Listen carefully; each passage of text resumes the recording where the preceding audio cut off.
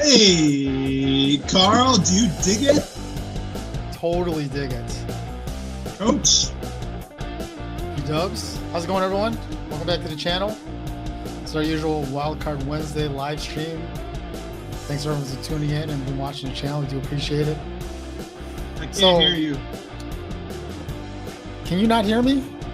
I'm messing with you because of the music. Jeez. Good way to start the show. I know it's fun. So there's no games going on right now. Like there's literally nothing. No baseball, no training camp. Way to start off the show, man. Depress all the sports fans out there. So let's start with let's start about some depressed. Are you depressed? No, Are you according to you, like I'm not my normal self according to you today. So that's right. Yo, Jeff. What's going on, Jeff? Thanks for joining in. Do you get depressed when there's no sports, or do you sometimes feel like, hey, this is kind of a break? Okay. So, well, look, part of it is now I get to catch up on other stuff because I don't have a game to watch tonight. But like when I was a kid, right, growing up, the All-Star game was a big deal. Like I couldn't wait. I couldn't wait to watch the All-Star game. I didn't think you were a kid. I thought you came out like just this. Naturally, right? Yeah. I couldn't wait to watch the All-Star game, but like the last couple of years, I've just had no interest in watching the game. Like I don't know about you. What'd you think, or Jeffrey, or anyone else out there? What did you think of the? Like, was it must-watch TV for you? The All-Star game, totally. Really? Yeah, it was. Yeah. And what'd you think? I mean, that when I was growing up, that was my sport, man. I was totally into baseball. I wanted to be a Major League Baseball player. I was addicted to Ryan Sandberg. I don't know. I was addicted to all that stuff, man. I tried to play wiffle ball, played pinners against the wall. Didn't you play all that stuff? Yeah. So here's another question I ask you. I liked it better when the players wore their actual uniforms for the game, as opposed to this thing that they do now where like they all wear black with the logo, and they wear the gold with their. Are you okay? I'm just acting shocked from that statement. No, I'm not. Did you like the uniforms they wore the other night or last night in the game? I used to like, someone posted that. A lot of people like that, but I did not. I didn't like it. I like their individual uniforms of the team that they play for. Yeah. Didn't you think that was cool when they wore their own? I do. I love that, man. I thought that was cool too. See, Jeffrey. Yeah, you got to put that up there, man. Yeah. Hey, listen.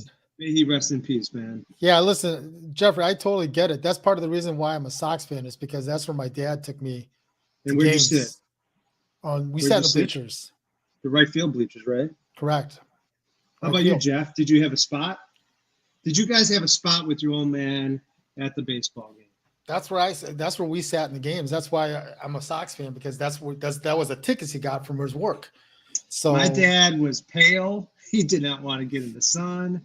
So me and my sibling went and we sat in the bleachers. Right or left bleachers? Usually left field. I liked. There were a lot more right-handers that could hit it out there in batting practice, and you'd always bring your glove, which was the great part of being out. Jeffrey, for sure, keeping score at the game. Did you do that? Did you keep score at the game? No, I didn't like that, man. Yeah, I was a nerdy guy. I kept score at the game. Yeah, I didn't like the scorebook. Yeah, it was like, I don't know. The scorecard was like, I don't know, 75 cents, and you got the pencil. Pencil was the best part, right? You got 75 cents. Yeah, it's like one of those like mini golf pencils. Yeah, like that you got when you go bowling, those little tiny pencils. Yeah, that was the way to do it, man. All right, man. It sounds intriguing. So anyway, what'd you think? Did you ever catch a ball at the ballpark? I did not. Okay. I got one from Mike Schmidt from a fall ball once. That was pretty cool. I got a ball from Kevin McReynolds. I think he was on the Padres at the time. Do you still have those baseballs? No, I played with them in the park. Yeah. Did you lose them over the fence, man? Like in Sandlot? Did you lose them into the neighbor's yard? something like that. Like in Sandlot, where I don't have any. I don't have any of them.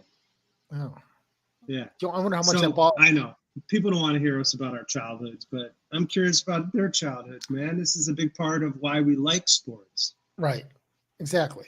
So, what did you think? How did Contreras do in the game? What did Contreras do? I didn't watch the game, man. I don't have the same interest as I did as a kid. Okay. Well, I know Anderson went 1 for 1, and then Liam pitched a third of an inning. Ian and a half had a walk, but I'm not really into the All-Star game anymore. At the All-Star game when we were kids, the guys hustled. It seemed to mean more to them. I got one in batting practice. Do you remember who it was, Jeffrey? Who hit that ball in batting practice? Yeah. Do you remember who that was? I also got another one from Paul Noche. He was on the Cubs in batting. I don't even know who that is. Yeah, he was a second baseman, not for very long on the Cubs. So, did you wear your Cubs jersey to the games? I wore some kind of Cubs stuff.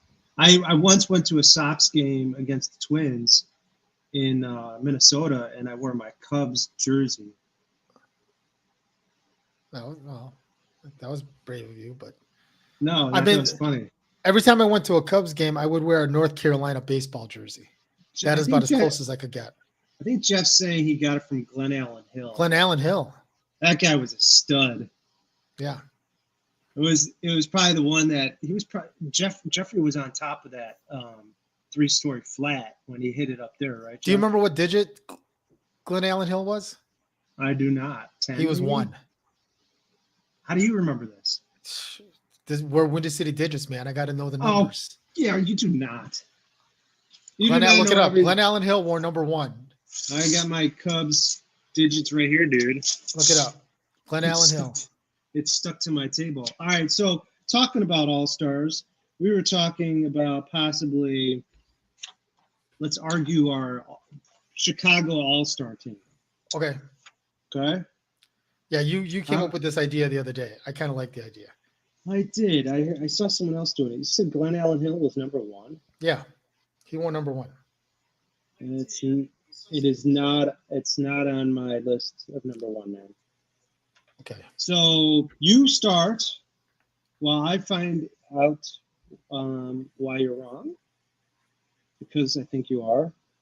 Every position player except for catcher, the Sox are better. Glen Allen Hill is number 4. No, he wore 1. Except for what? Except for catcher? Except for catcher. All right, that can't be true. First base. I'll take Abreu over whoever you've got. That's a given. I'll take shortstop. We've got Alfonso Rivas at first. Who's your second baseman? Well, Nick. Not that we have a second baseman. We don't. Nick Madrigal was. Is he even on the team still? He's on the injured list, injured reserve. You know what? Yeah, I mean, I think that's kind of a patchwork kind of position for the Cubs. So second base would be us. Jonathan Villar. Ours is Harrison and Leori. Yeah, so I would give you second base. Okay. Shortstop, obviously. I got TA. What stinks about that is Nico Horner's having a great year. He's hitting 307, but I would give you TA over Horner too. And then at third base, Yohan over. Who you got at third? We got Patrick Wisdom. He's got 17 home runs, 46 ribbies. He's probably batting because Yohan Moncada is just starting to get hot, but he's only hitting 210. 213. So I'm taking Patrick Wisdom over Moncada. Okay. Just based on stats. Yeah. So left field for us would be AJ. AJ Pollock right now is hitting 227. Boy, AJ Pollock's strikeout to walk ratio is terrible. I thought. Yeah, he's struggling. He's not adjusting well to the American League. Well, honestly, if you look at most of the Sox hitters, their strikeout to walk ratio is terrible. We swing a lot. Except for Abreu. They really are. They're very similar to the Cubs when the Cubs had their core together. It's like feast or yes. Feast or famine with us. Like we either hit it out of the park, or it's good morning, good afternoon, good night. Dude, that is kind of scary, man. Right? Absolutely. Center field. I got Luis Robert. Oh, you got Louis. No, we didn't finish left field. Okay, so I got AJ Pollock in left. Ian Happ wins. I take Ian Happ. Ian Happ. He's hitting 274, 9 home runs, 42 ribbies. Okay, so I've got 2 Cubs, right? Yeah, I've got Patrick Wisdom and Ian Happ. Yep, left side. You center field. You said Roberts, right? Yeah. That sucks. Morel. So yeah, I put Morel sometimes plays second base. Who do you have for second base? It's Harrison or Leori Garcia. See, Morel's better than both of them. Right now, I say they are. He is. Yeah, I would put Morel in there at second base. And then right field is a platoon for us in right field. With Vaughn and Gavin Sheets. Well, Vaughn's having a great year. Gavin Sheets has been picking her up lately too. Vaughn is hitting 301 with 10 home runs, 48. He was at like 315, almost 320. Vaughn was? Yeah. He had a little bit of rough stretch like a couple weeks ago, but Gavin Sheets is hitting 224, but he's got 7 home runs. He was hitting like 180. Probably a lot of solo shots because he's only got 22 ribbies. Yeah. Okay, and then let's go our pitching staff. I think that's clear too, honestly. Dylan Cease. Dylan Cease alone. Yeah, how did that guy not make the All-Star game? Yeah. If anything, that's just going to motivate him for the second half. Oh, okay. So, well, we'll finish this, but we'll have to talk about Liam Hendriks' comments about the Sox clubhouse not being cliquey and stuff like that. I don't know if you heard those comments. It doesn't surprise me. I didn't hear the comment, but that doesn't surprise me. That he said it? Yeah, look, Liam's one of those guys that every single time they need a quote or they want his thought on something, they don't go to TA, they go to Liam. Yeah, because they know he's going to say something, right? Yeah, they know he's going to. Then it's not just he's going to say something. He's not going to give you BS. Like he's going to tell you how it is. All right, I'm looking at the pitching for the Sox, and I'm pulling up. Okay, so what other pitchers? What would be your second pitcher on the Sox? Right now, I would say, just the other guys. Maybe Kopech, maybe Giolito's on the rise. Okay, Kopech is he's 3-6, 3.36 ERA. Yeah, his numbers are a little deceiving. He's got high walks, though. He's been having problems with walks lately. He's got 42 walks to 74 strikeouts. You're right. He's got the most. Well, him and Dylan Cease actually have the most walks. But Dylan Cease has got Dylan is 1-3 in strikeout to walk ratio. But the only problem with Kopech is that he walks a lot of people early in the game, and it kind of leads to runs early, and we fall behind early. That's the reason why he's got so many losses. And Dylan Cease has got 20 more innings than he does too, so he only has 6 more. All right, so I would say Kopech with this 3.36 would be a number 2. And then I would say Keegan Thompson of the Cubs would be number 3. Okay. So I don't know if you know a whole lot about Keegan Thompson, but he's actually, you know what? I take that back. It's Johnny Cueto is number 2. Okay. Cueto's been outstanding. No, you're absolutely true. True. He's got a 2.8. He's 4-4. He threw like 100, like 118 pitches his last outing. Yeah, I know. Wasn't that crazy? Yeah, to get the quality of starts that they've been getting from him. Johnny Cueto, they got to sign that guy to an extension. I thought they should have started him earlier than they did when they were toying with Vince Velasquez. But I think they were worried about bringing him on too soon when he didn't really have much of a spring training, right? Correct. Yeah. So Cueto is 3.8. Between so then honestly the Sox are going to have you're going to have Cueto, you're going to have Cease, you're going to have Kopech, and then we're going to have Keegan Thompson from the Cubs. Those are going to be our starting 4. But a 5th starter would be hard. The Cubs, I would go for Justin Steele. He's 3-6 and a 4.15 ERA. I'd take Giolito over Lance Lynn right now. Lance Lynn is still kind of finding his way. So Giolito's got a 4.69. He's 6-5. Yeah, but if you look at his last 3 starts, his strikeout to walk ratio is amazing. Holy cow! Yeah, 102 strikeouts, 32 walks. If my math correct, that's a little bit over 3-1. Again, we're Windy City digits, so I try to master in the numbers. No, it is, dude. You're doing great. Doing great.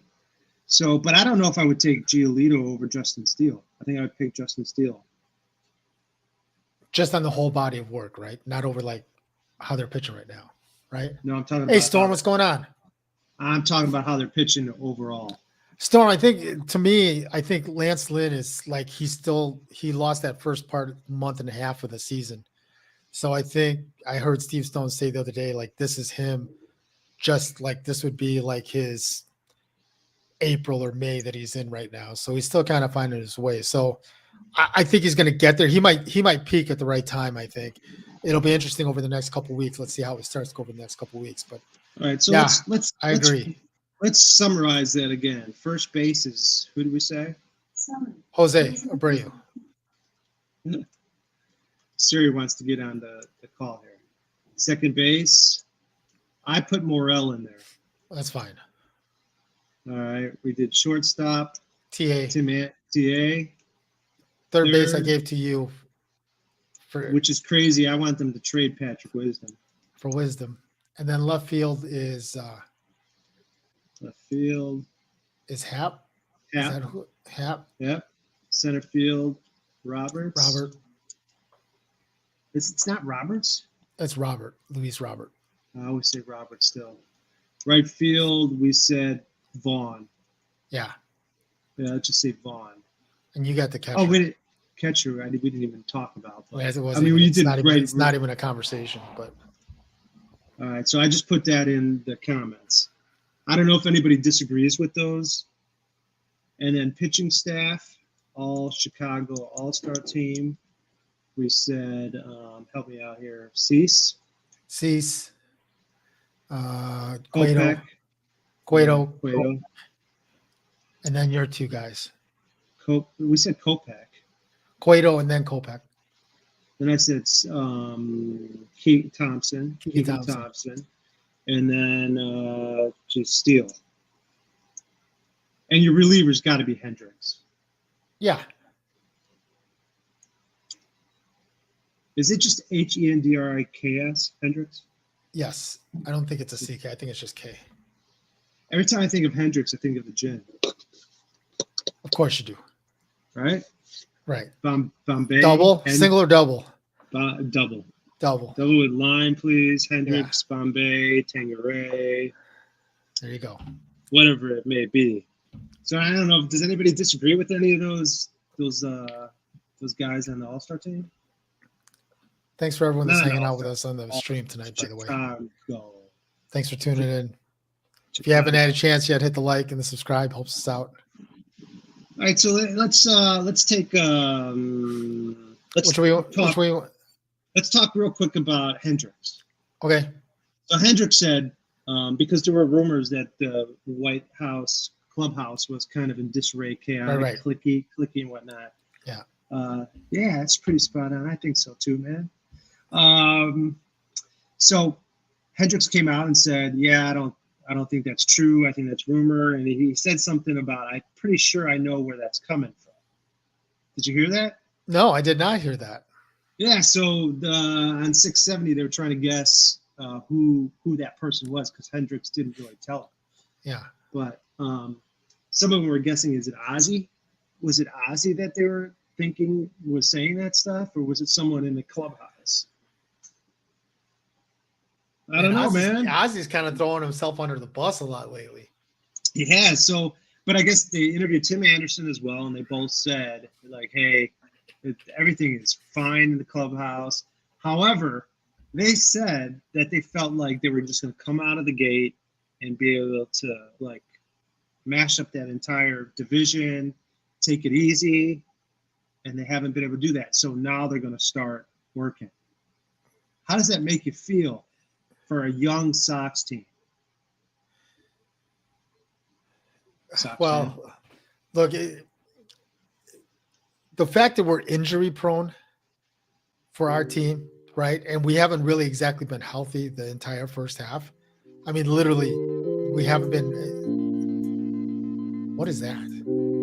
It says daydreaming. It says daydreaming. I just thought this would be like a bubble in while you're talking. Do you want to put the bubble right? Look, the first 4-game series right out of the bat is Cleveland.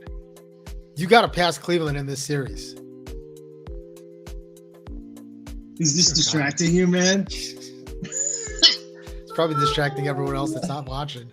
You got to pass. You got to pass Cleveland in this next series in these 4 games. You can't split. You got to win 3 out of 4 or sweep.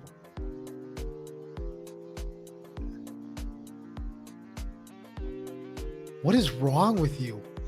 Hey, I don't know. This is how we are in person, right? This is what we're okay. Do you have so music going in the background too. Yeah, in my mind, we got it always playing. I got my son doing beatbox. Anyway, so I think the Sox I think the Sox are going to come out of the gate fast, and it'll be interesting to see who they start first. It'll be interesting to see if they go back to the regular rotation or if they put Cease right back on the mound after his last start. I agree. Here, I'm going to show you as many starts out of him as possible. I'm going to show you the next good topic here for us. Hey, if you guys got any ideas for topics or want to talk about anything, feel free to kind of put it in the chat. Whatever you guys got on your mind, which since it's just Wildcard Wednesday. All right, can you see that good? Yeah. That's our boy, Zach Levine. Dunking it up. And I got to give props. This is, I call him, his name's Drew Stevens. Look what Drew did on Twitter. Yeah. I call him Dr. Drew. He's always coming up with good stuff. I don't even know where he got this video from. Oh, it's from Daniel Greenberg. So, Zach, are you guys worried about his knee? Look, it's an impressive dunk. Are right? you worried about his? I didn't ask you that. I got to see him in a game. You're not worried about his knee then? Is that what you're I got to see him in a game. Look, I'm about as worried about his knee as I am with Lonzo's knee. I'm more worried about Lonzo's knee than I am with his knee. I'm not worried about either one of them is my point. Yes, you are. I'm not worried about either one of them. Really? See? Storm's right. You guys are both crazy, man. Because if they both have bad knees, we're in deep doo-doo. He said doo-doo, right? All right, Jeffrey. I'm more worried about Ball's knees too. Yes. Yeah. I agree. I'm not worried. I agree with that. I'm not too worried about Zach's knee. He literally just had it scoped out. He'll be fine. But Lonzo lingering. Yep. I agree, man. But I thought that was cool. It's good to see that he's back playing. Yo, hi. What's going on? Thanks for joining in tonight. Funkin' Brainsy FTL. So, let's get to Jeffrey's comment here. 49ers game Garoppolo, his agents, permission to seek a trade. Looks like Trey Lance. Yeah, I always thought Trey Lance was going to start week 1. I didn't think anything otherwise. I think it's and actually that's why when we did a previous episode going over the whole Bears schedule, I think we both picked Bears to beat the 49ers based on us thinking Trey Lance is starting. Yeah. Yeah, I think that right. Unless Trey Lance gets hurt, that's the only way that he's not starting that first game. Yeah, don't you guys think we have a chance of beating the 49ers if Trey Lance starts? I think it's a win. I do too. Since there's nothing on him, so has the line open on the game? That's a great question. I don't think so, but let me look. Carl's the betting expert of the two of us. Wouldn't you say that, Shanger? Yes, I would say that. Let's see. Yeah, I'm not. I wouldn't be too worried about the 49ers offense with Lance playing, and I would feel a lot more confident with Fields than I would be Lance. Seeing that Fields had a really good year of experience under his belt, and he seems to be gelling really well with the guys so far. Everybody seems to actually pretty excited. So let me see if I can show this up on the screen real quick. Amen to that, Jeff. Did you find it? Yeah, let me see if I can share it real quick. Yeah, I'll get rid of that other one. Yeah, I see that. So the Bears are 6.5-point underdogs right now, according to Caesars. So, again, that's still right. You don't know what the lineups are or anything like that, but that's a little surprising to me. So usually if you're, just to kind of educate you here, Vex, usually if you're the home team, you automatically get like 2 or 3 points automatically as the home team. So you should automatically be like a 2 or 3 point favorite by the start. But the fact that the Bears are 6.5-point underdogs, basically Vegas is basically saying that you're not very good at all. So that's kind of what it says. But I'm a little bit surprised that, yeah, I think we're going to. Yeah, take the Bears money line. Totally agree. That's a good bet, right? Yep, that's. Where do you guys play? Where do you guys place your bets? If you bet, where are you playing? Where am I betting? Yeah, sometimes I'll go over to Rivers and I'll watch the games, and I'll actually bet at the window at the game. That's actually kind of fun to watch because people there, like, it's not like they're cheering for almost, because some of these people that bet like crazy, they're betting on the score at the end of the second quarter. They're betting at the score at the end, and they're all betting who's scoring the first touchdown. So people go nuts whenever something happens in a game. So, yeah, I got another good thing to share here. Okay. So, yeah, Storm, I don't always necessarily agree with the lines of Rivers either. Yeah, totally agree. Lines, man. Right. So Carl had a great question.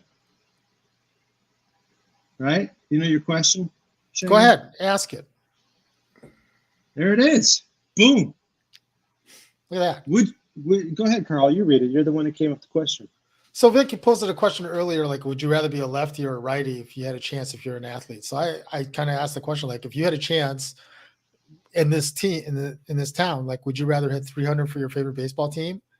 Would you average 24 points a night for the Bulls, or throw 30 touchdowns a year for the Bears? If you had your choice of one of those, which one are you guys taking? What do you think, Vic? Which one are you picking? Oh God, that's tough. I'm going NBA, man. If I'm hitting 24 points per game in the NBA, I'm loving life, man. I just love basketball. Okay. All right. I don't know. You got probably the top 8 in the league scoring 24 and over, maybe top 10, right? Look, just averaging even 20 points a game is pretty good. Yeah, right? You're in the top 10 in the league if you're scoring 24 points per game. So, yeah. But 30, I mean, 300. I don't know if I'm excited about just 300. Right. So, yeah, in Chicago they will, Jeff. That's where I'm going. If I'm going strictly from a money standpoint, just strictly contract money, I'm going for the 30 touchdowns a year in the NFL. Because if you look at the quarterbacks that threw over 30 touchdowns this past year, those guys are all making bank. All those guys, right? All right, so just reading some of these comments, man. That's not a bad. This is a good one from Eric Alexander. If you have 24 points a game in the NBA, you make 20 to 30 million. Baseball, you might make 15 to 20. Throw 30 TDs a year, you might make 20 million plus a year. Yeah, see, it's all strictly, if you do it strictly on money, I would think the NFL is the right answer. I think the NBA is.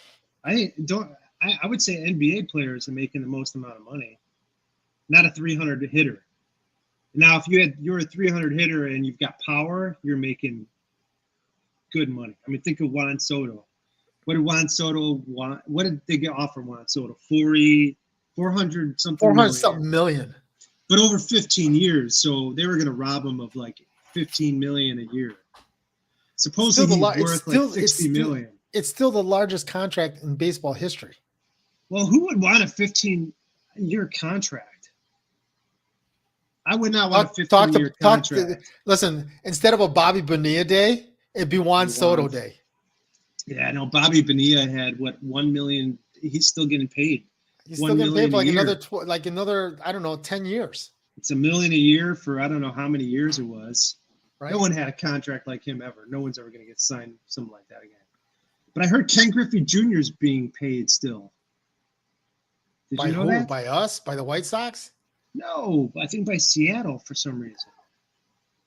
I don't know how that can be since he got traded a couple times. Did he go back to Seattle at the end of his career? I don't think so. I think he went to Cincinnati at the end of his career, didn't he? Yeah. Well, he may have. I don't know. See, starting QB, starting QB is the premier gig. So QB, I don't know, 300 for my baseball team. Please, Scanner Brain. Please. They'd all be equally as fun. I agree. So what would you rank them as? Who? Oh, like which one of those I would do first? Yeah, yeah. You say QB. I do QB first, and then I would do the NBA. And then hitting 300 would be last on my list. I'm actually surprised how many people say 300. We are in the middle of baseball season, so. Hit over 300 for the Dodgers. Oh, see, some people just want to be hitting for their team, which would be awesome. The Sox could use a contract. You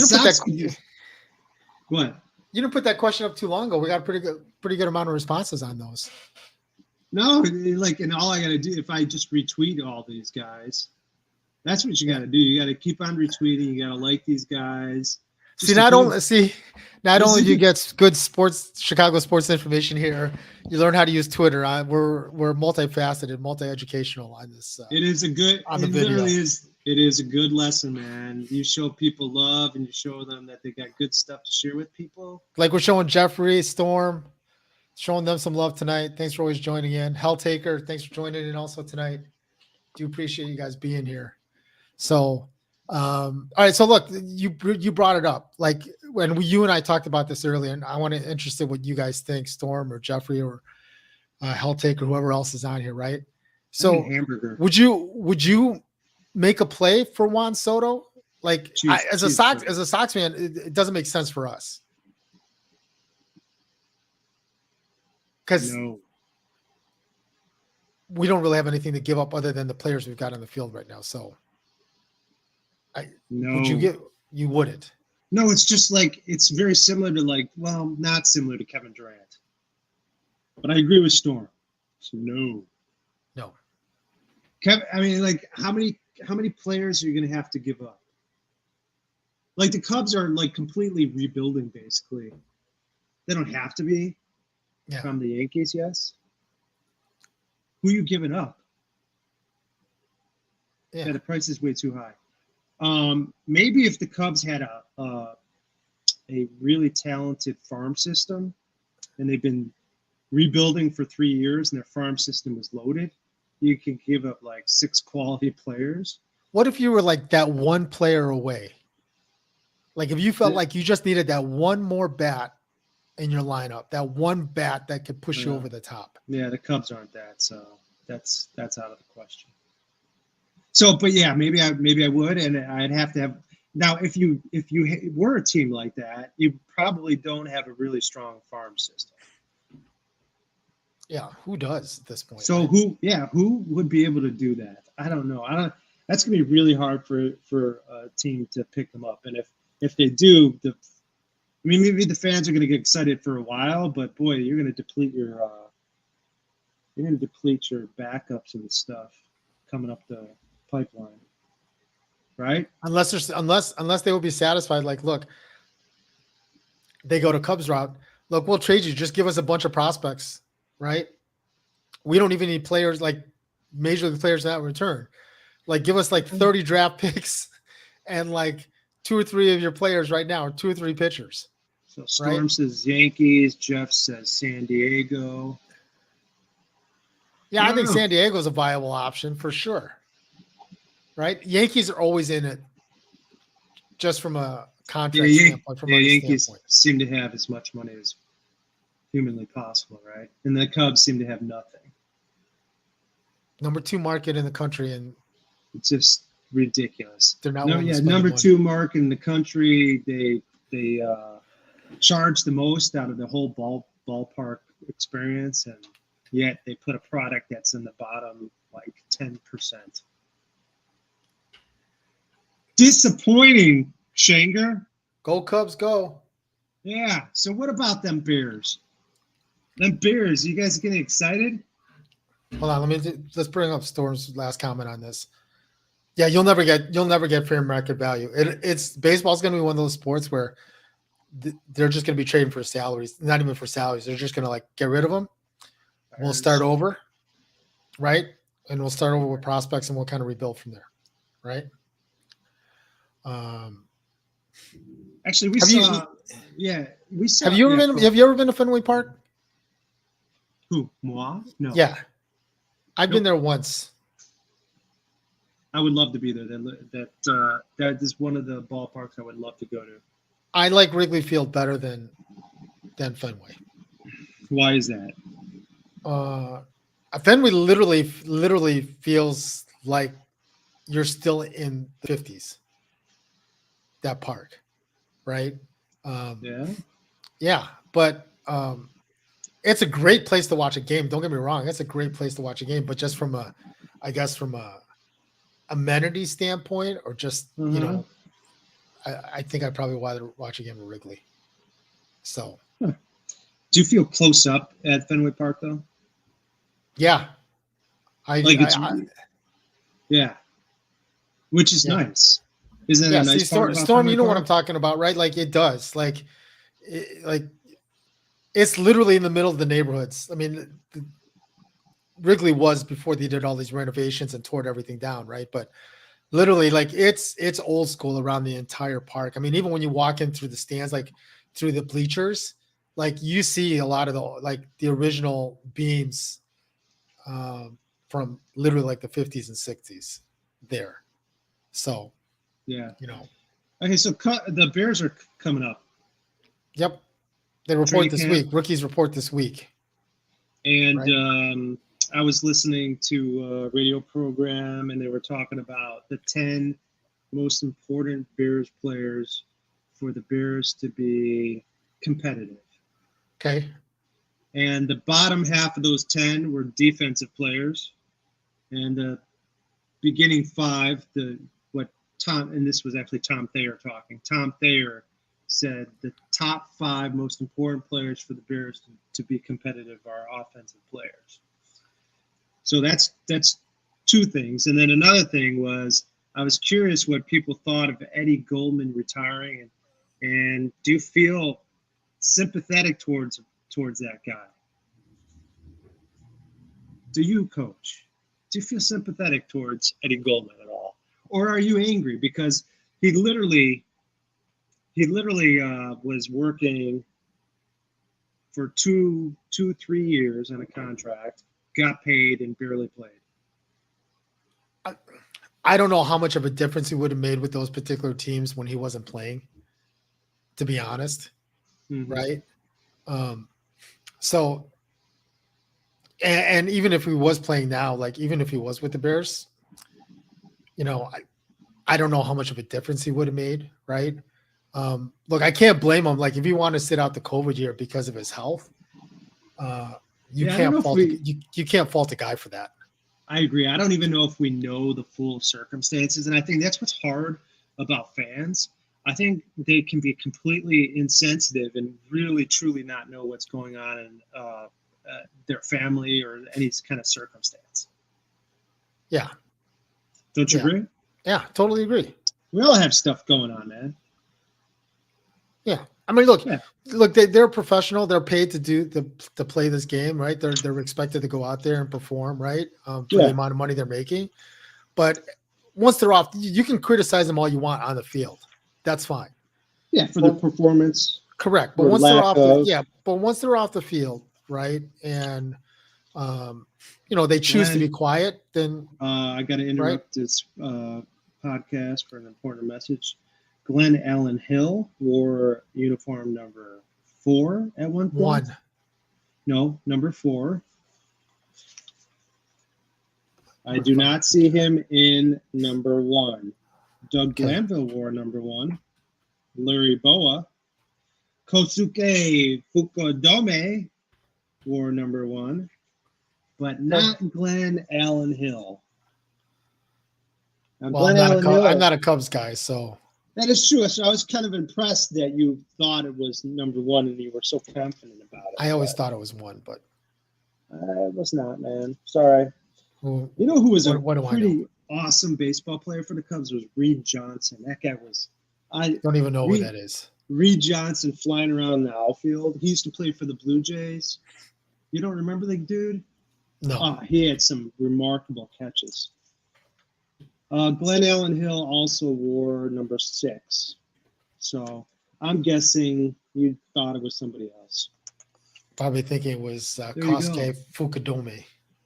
Probably got the two confused. Well, this is a good comment.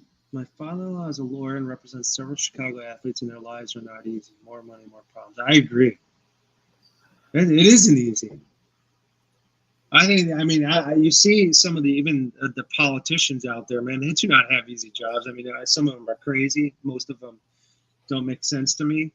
Yeah. He made some outstanding sick catches, but we don't know. That's a stressful job to be in the limelight, having people follow you all the time. I think that's tough. So, hey, looking at the Bears depth chart here, it's kind of hard to see. I tried to blow it up a little bit more. Can you see that decently? Oh, let's see what Storm's got here. What's Storm saying? Fun fact, Ben Gordon and Alshon Jeffrey have the same baby mama. My father-in-law had to convince Boyd Gordon not to shoot Alshon Jeffrey. Ben Gordon had severe polar desire. Look, not to make light of that situation. Look, Ben Gordon, every time he stepped on the court, right, he never looked like he ever showed any kind of emotion. Oh, bogus. That is not true, man. Look, he was not. That is totally bogus. He was never one of those emotional guys on the court. Yeah, no, he was. No, he was not. Ben Gordon was, man. Okay, so that triple overtime game against the Celtics, that guy was excited. Okay, maybe after one game. When you're hitting those shots, grabbing your junk, I guess you're excited at least. Do you remember him doing that? I do not. Oh, come on. Right? Yeah, he's highly emotional, man. See, I don't remember that at all.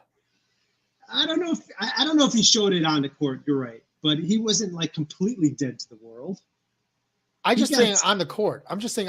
Like he got excited when he was hot, and he got hot a lot, man. 6 man of the year. He had a few good seasons with the Bulls, man. I don't know how you could say that, but he did have troubles, and I think that's why he didn't have a decent career after the Bulls, right? With the Magic, with Detroit. That is correct. Derrick Rose. Well, I don't know about that. Some of Derrick Rose's big plays. You remember when he had that dunked over Dragic? He was completely excited. I mean, there was some times when he showed a lot of emotion. When he hit that bank shot against Cleveland, and who'd have picked him up? Noah picked him up as he was going like this. I mean, maybe you don't consider that emotion, but hey. Yeah. All right, so back to your thing here about the top Bears. 5. Okay, so who do you guys think are the top 5 most important Bears for this season to be competitive? Can I give my answer first? Taj Gibson? What about Taj Gibson? Taj Gibson was emotional.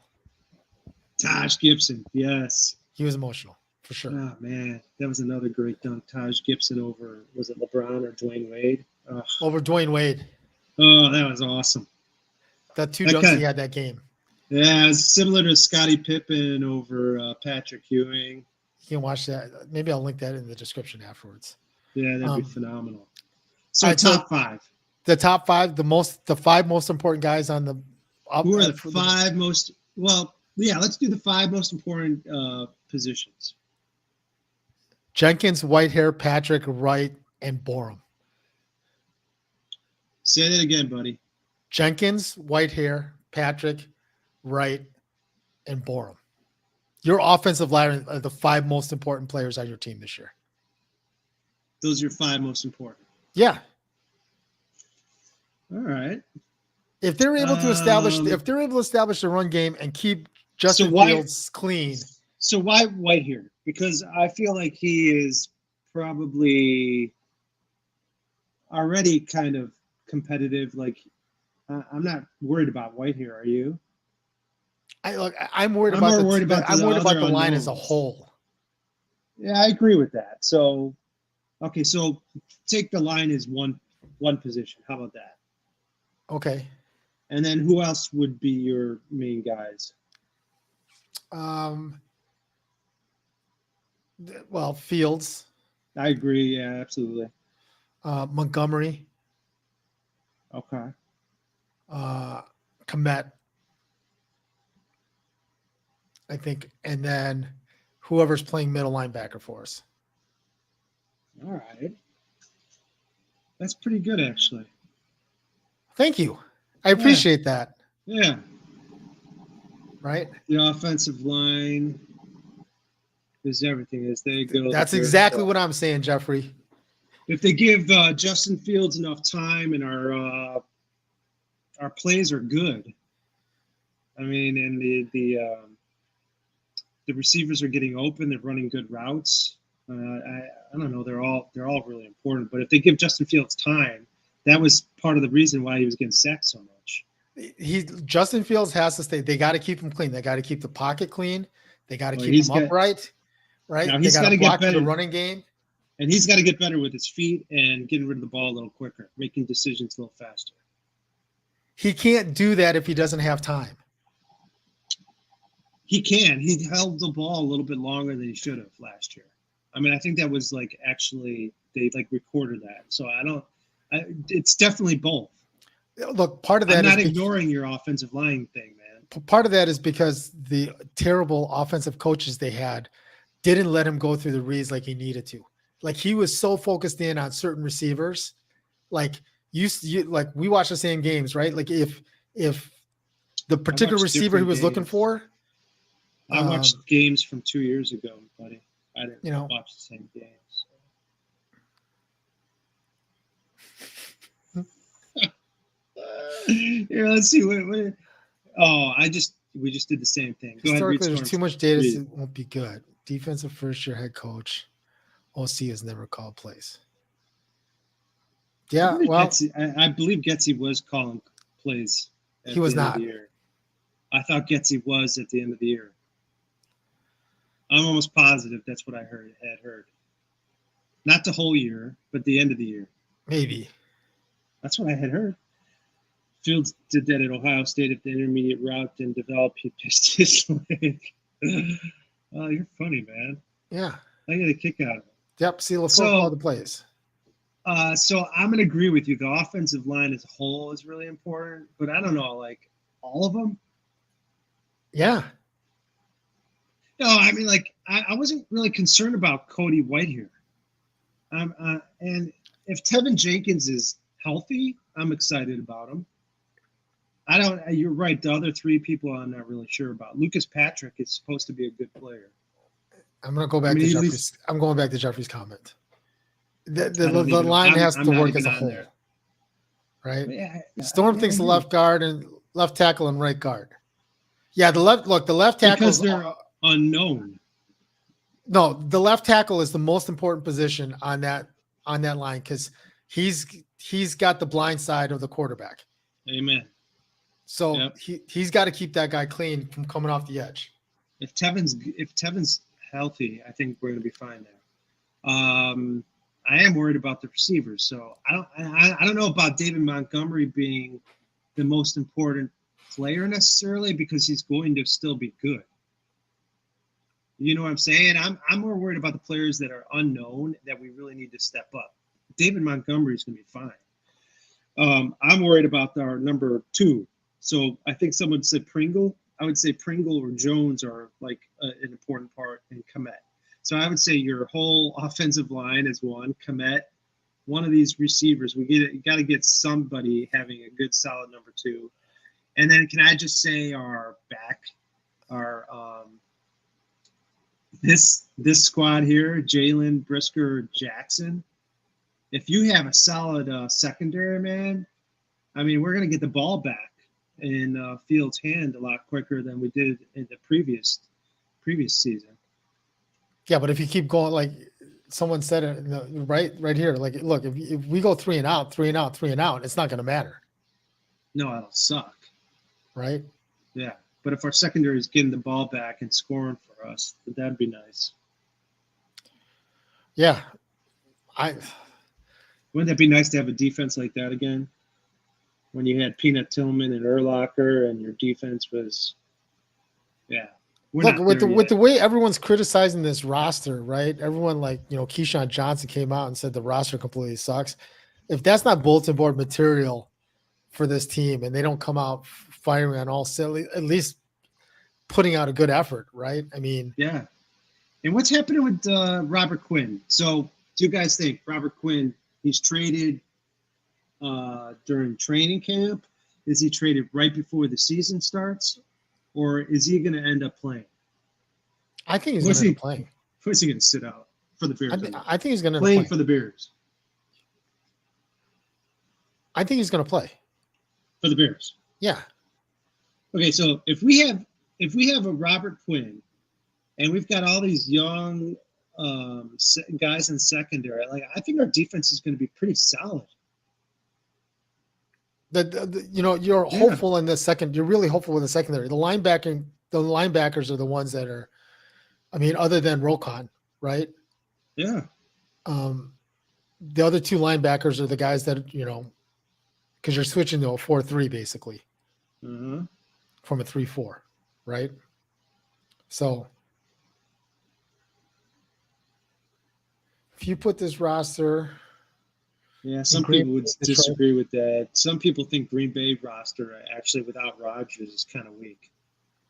I don't know any of the receivers that Green Bay has.